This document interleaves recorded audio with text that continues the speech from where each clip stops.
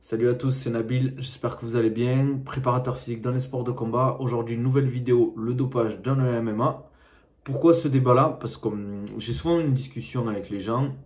On me dit, ouais, mais tous les athlètes sont dopés. Ok, on va faire une vidéo. On va essayer de parler tranquillement de tout ça. Donc, avant toute chose, essayez, si vous pouvez, si vous kiffez le contenu de la chaîne, de vous abonner, de liker, de laisser un petit commentaire de soutien, ça fait toujours plaisir. Franchement, ça me motive à continuer les vidéos. Et voilà, donc pourquoi cette vidéo? Je voulais en parler par rapport à mes connaissances, mon expérience, des discussions que j'ai avec les autres préparateurs physiques, les autres athlètes et les autres coachs. D'abord, il faut voir au niveau des organisations. Qu'est-ce que les organisations mettent en place pour les contrôles antidopage? On sait que l'UFC a mis en place l'USADA. Par contre, on sait qu'il y a d'autres organisations qui ne font pas du tout de contrôle antidopage. KSW, Bellator, on sait que c'est connu, il n'y a pas besoin de faire de recherche, qu'il y a énormément d'athlètes qui sont dopés dans ces organisations. Et là, on peut se poser la question au niveau du pourcentage d'athlètes. On n'aura jamais de chiffre, il n'y aura jamais de 100% des athlètes, mais c'est vrai que déjà au niveau de la culture, on sait que les pays de l'Est, il y a énormément de dopage. On sait qu'au Bellator, il y a aussi énormément de dopage. Ça, c'est pas, on va dire, un secret. C'est un secret de polichinelle. Donc, ça, c'est une chose à savoir. Tandis que, par exemple, à l'UFC, il y a l'USADA, c'est un institut qui s'occupe des contrôles, etc. Ça ne veut pas dire qu'il n'y a pas des gens qui passent entre les mailles du filet. Il y a toujours des gens qui arrivent à passer parce que les tests sont en retard vis-à-vis des nouveaux produits, des méthodes aussi pour faire les tests, etc. Il y a un retard là-dessus. C'est pour ça qu'il y a beaucoup d'athlètes qui arrivent à passer entre les mailles du filet. Mais attention, faut pas oublier, moi j'ai vu des choses, des athlètes qui prennent des produits, c'est des produits, on va dire, pas désuets, on va dire. C'est des produits qui n'ont plus lieu d'être actuellement en 2023. C'est des produits qui sont facilement identifiables s'il y a contrôle. Le problème, c'est que ces athlètes sont souvent mal conseillés, ils prennent n'importe quoi, ils ne sont pas accompagnés par des professionnels, parce qu'il y a des gens qui savent très bien faire ça, dans le monde du bodybuilding, etc. Il y a des médecins qui savent très bien faire ça, il y a des spécialistes. Donc si, par exemple, on veut se doper et qu'on a les moyens, il faut être pris en charge par un professionnel. Le problème, c'est que dans les sports de combat, ce n'est pas des énormes salaires dans le MMA, à part, par exemple, les top 5 de chaque organisation ou à la limite peut-être les top 10 de chaque organisation. En dessous, c'est compliqué de payer quelqu'un, de payer une cure à l'année avec des produits qui sont vraiment intéressants et qui passent entre les mailles du filet. Ça, c'est déjà une chose à prendre en compte. Et aussi, dans le débat tout le monde est dopé, il y a, entre guillemets, il ne faut pas croire que tout le monde est dopé parce que ça serait trop facile en fait. On ne peut pas accuser tout le monde de dopage parce qu'il y a des gens quand même qui travaillent, qui font les choses bien. Il y en a énormément et il faut respecter le travail parce que oui, ceux qui se dopent, c'est pas bien, c'est des voleurs de rêve entre guillemets. Mais il y a aussi de l'autre côté ceux qui ne se dopent pas et qui font le travail, qui font les sacrifices et qui parfois peut-être perdent des combats à cause du dopage. C'est pour ça que pour moi, il faut être intransigeant à ce niveau-là. Il ne faut pas laisser passer.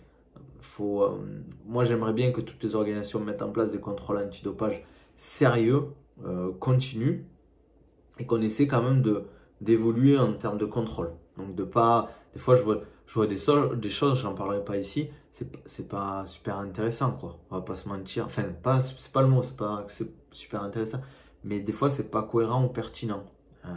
Donc, voilà. J'ai pris quelques notes pour pas oublier. C'est vrai qu'il y a des signes des fois qui ne trompent pas physiquement, on peut se poser des questions. Je donne l'exemple de Costa à l'UFC. C'est vrai qu'on peut se poser des questions et on peut se dire physiquement, c'est des signes en fait. On ne sera jamais sûr à 100% tant qu'on n'a pas de preuves, mais physiquement, il y a quand même des signes qui montrent qu'il pourrait prendre des produits. Parce que même si on pourrait se dire, ouais, dans le MMA, il faut prendre seulement des produits qui améliorent les performances, mais ces produits-là, en améliorant les performances, donc forcément vont améliorer le physique. Donc, ça se voit. Il ne faut pas oublier, pour ceux qui disent que tout le monde est dopé, c'est que avant l'USADA à l'UFC et après l'USADA, il y a une grosse différence au niveau des physiques et au niveau des athlètes qui ont performé. C'est simple. Avant et après, il y a des athlètes qui ont chuté, on va dire, qui ont disparu. Donc oui, les contrôles sont efficaces, sont pas efficaces à 100%, c'est normal. On sera toujours en retard à ce niveau-là. C'est un peu comme je fais la comparaison avec les hackers et ceux qui s'occupent entre guillemets les gendarmes du net entre guillemets. Mais les hackers ont toujours une longueur d'avance. C'est pareil au niveau du dopage. Pour le moment, ils ont une longueur d'avance. Et aussi, en fonction des sports, là on parle de MMA, c'est différent, mais je vous conseille un documentaire sur Netflix, je crois qu'il est toujours, c'est Icar. C'est sur le dopage à haut niveau pendant les JO, les JO de Rio, avec la Russie qui a fait on va dire des magouilles pour éviter les contrôles antidopage. La première partie, c'est sur le dopage dans le cyclisme. La seconde, c'est sur les Rio, c'est super intéressant. Vous aurez entre guillemets, plus de connaissances et vous pourrez comprendre en fait les enjeux aussi. Oui, certes, il y a du dopage en fonction des sports, en fonction des budgets, mais on ne peut pas accuser tout le monde parce que ça serait trop facile. Vous imaginez, vous êtes sportif, vous sacrifiez peut-être 20, 30 ans de votre vie, parce que souvent ils commencent très jeunes, et on vous dit, ok, ouais, t'as gagné parce que t'es dopé, t'es champion parce que t'es dopé. Bon, la plupart des athlètes, moi je les connais, ils me disent, ouais, je passe à autre chose en fait. Les mecs qui disent ça, mais pendant que lui, il me traite de dopé, moi j'avance. Donc voilà, eux ils avancent, eux ils continuent leur travail. Faut pas oublier que la génétique rentre en compte, le travail, la nutrition. Il y a des mecs qui sont tellement carrés au niveau de la nutrition, du sommeil, de l'entraînement, et ils ont une génétique exceptionnelle. Qu'on voit des mecs comme Kamaru Usman, moi ça me choquerait pas qu'il soit pas dopé. Ça me choquerait pas non plus qu'il soit, mais ça me choquerait pas du tout qu'il soit pas. Parce que c'est vrai qu'il a une génétique exceptionnelle. Mais voilà, il y a d'autres signes aussi qui montrent que il est du Nigeria. Ouais, du Nigeria, Kamaru Usman.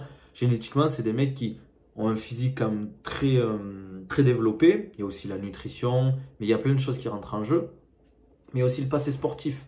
Il a fait de la lutte, ça peut aider. Ça peut aider au développement. Je donne l'exemple de Baki, lui qui a fait du judo. Donc c'est normal qu'il ait un dos ultra développé. Génétiquement, moi j'ai vu son père, il a le même dos. Mais il a travaillé jeune, il mange bien, il fait attention à ce qu'il mange. Il est sérieux au niveau de sa préparation physique, il s'entraîne bien et dur. C'est normal qu'il arrive physiquement avec un corps impressionnant. Il y a aussi la génétique. S'il avait peut-être pas eu ce physique, peut-être qu'il ne serait pas aussi bon et il n'en serait pas là. C'est toujours pareil, c'est la sélection naturelle. Voilà, c'était une petite vidéo, je regarde mes notes.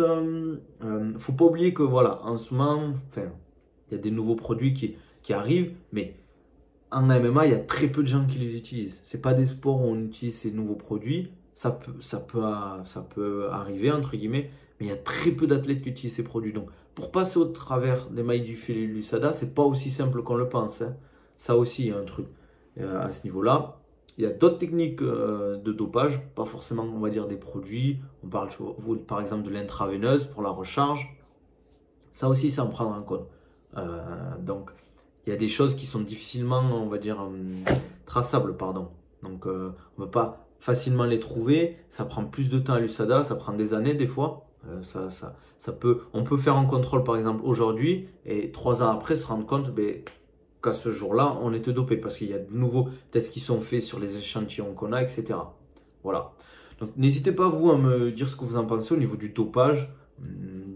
Votre avis général, qu'est-ce que vous en pensez déjà du dopage? Parce qu'il y a des gens qui disent on devrait laisser tout le monde pouvoir se doper. Moi, je ne suis pas d'accord. Après, c'est votre avis, je respecte votre avis. Si vous êtes contre, moi, je ne suis pas fan en fait. Ça reste du sport. Déjà, comme le MMA, les sports de combat, ça abîme, ça dégrade l'intégrité physique. Je ne suis pas fan de se dire on va encore plus dégrader l'intégrité physique des athlètes pour les performances. Voilà. En tout cas, n'hésitez pas à vous abonner, à commenter, à liker si le contenu vous plaît, à me donner votre avis. C'est toujours intéressant de discuter avec vous en commentaire. Essayez de rester respectueux, toujours que ce soit avec moi, mais surtout avec les autres. Moi, ça ne me dérange pas parce que ça fait partie du truc. Mais voilà, essayez de rester respectueux. C'est toujours un plaisir de parler avec vous. Franchement, avec mes petits abonnés, entre guillemets, j'ai quand même une bonne communauté. On fera d'autres vidéos sur le dopage, je pense, parce qu'il y a plein de choses à dire. Et voilà. Mais je vous dis à la prochaine. Allez, ciao.